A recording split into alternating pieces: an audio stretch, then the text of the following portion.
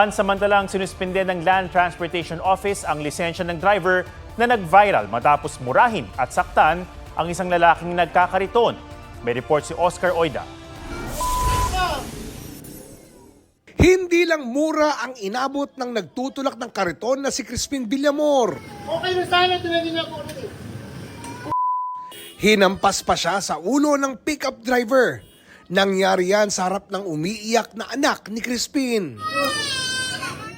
Matapos manakit, sumakay uli sa pickup ang driver at umalis. Nangyari yan sa Barangay San Roque sa Antipolo City, Sabado ng gabi. Ayon kay Crispin, nagtutulak siya noon ng kariton nang makasalubong ang pickup. Nagdire-diretso raw ito ng takbo at muntik pang masagasaan ang kanyang anak.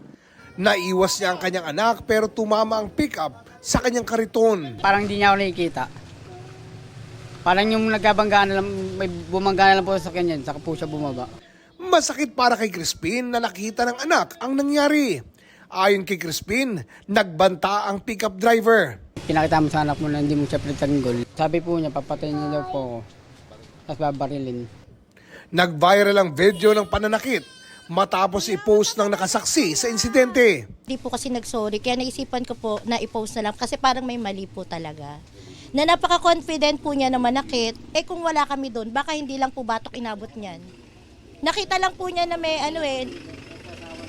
natakot sa asawa ko pati. Nakita lang niya na nakakamera ko kaya po yun pumasok. Pero nagbanta pa po yun.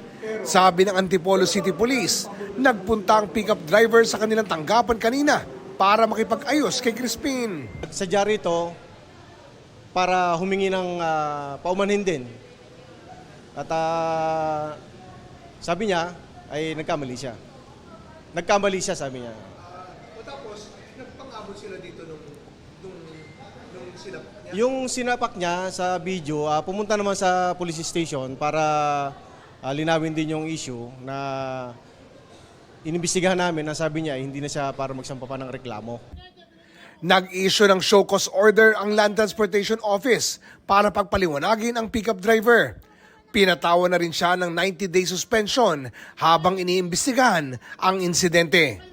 Oscar Oida, nagbabalita para sa GMA Integrated News.